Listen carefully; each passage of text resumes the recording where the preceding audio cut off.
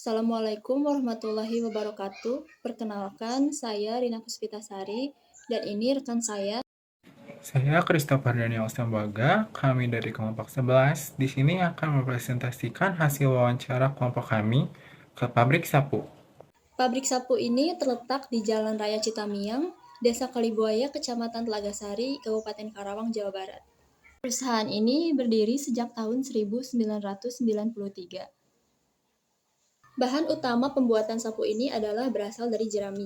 Jerami-jerami tersebut akan mengalami proses pengeringan terlebih dahulu sebelum diproduksi untuk menjadi sebuah produk sapu. 90% dari produk mereka diserap oleh pasar luar negeri, sedangkan sisanya dipasarkan di dalam negeri. Berikut ini kami tampilkan proses wawancara kami bersama dengan Bapak Andri selaku Kepala Produksi di pabrik sapu tersebut.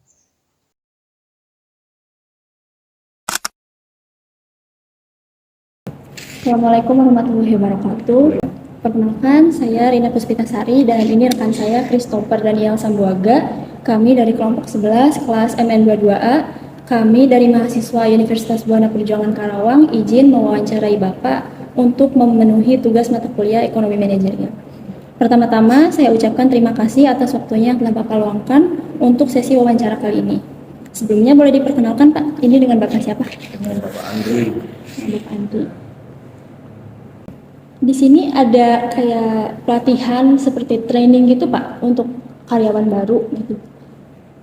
Kalau training pasti, cuman waktunya itu pendek ya. Berapa lama kira-kira? Paling antara seminggu 2 minggu udah Seminggu. pas kontrak gitu.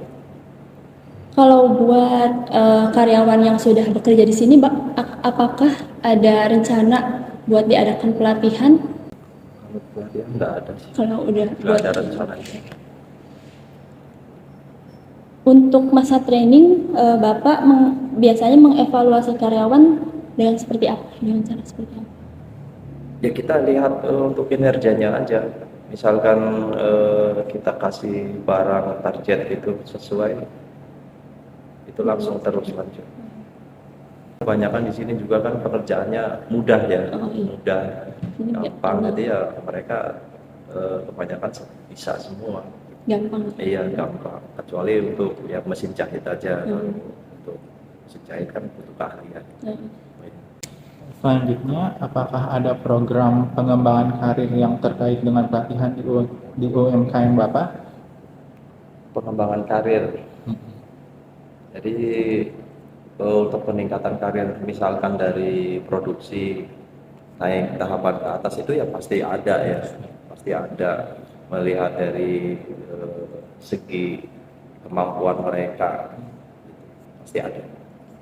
Bagaimana Bapak memastikan karyawan menerapkan pengetahuan dan keterampilan yang diperoleh dari training dalam pekerjaan sehari-hari? Kalau untuk training penerapannya itu tetap kita dampingi terus, dampingin proses kerjanya itu tetap dipandu sama leader-leadernya sih. Selanjutnya, apakah ada rencana untuk bermitra dengan lembaga pendidikan atau lembaga pelatihan untuk menyediakan pelatihan kepada karyawan? Kalau untuk sekarang belum. Oh, belum ada. Selanjutnya, apa tantangan utama dalam melakukan training bagi karyawan di UMKM Bapak? Untuk tantangan nggak ada. Oh, nggak ada.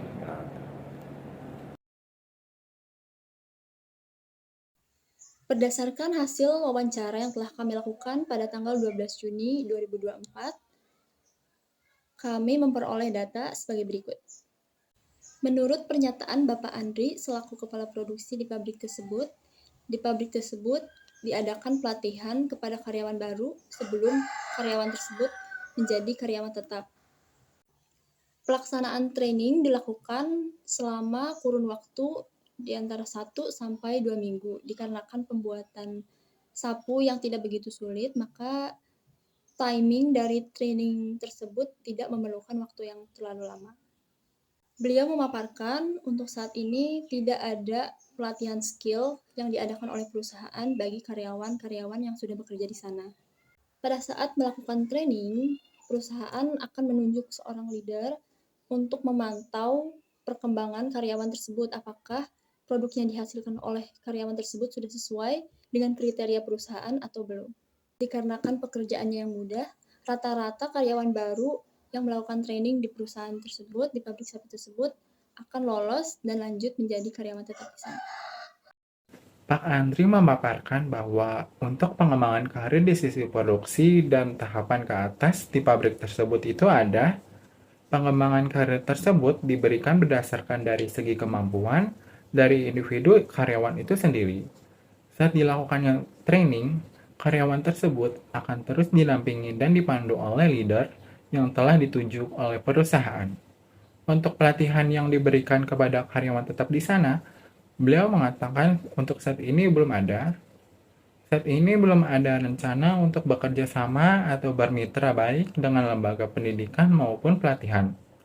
Beliau juga mengatakan sejauh ini tidak ada tantangan yang signifikan yang dialami oleh perusahaan yang dilakukannya masa training.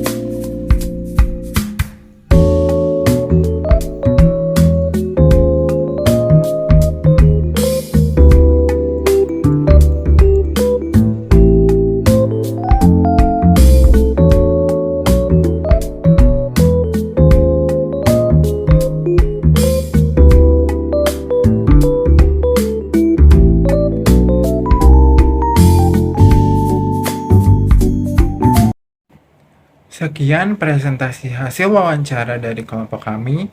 Kurang dan lebihnya mohon dimaafkan. Terima kasih.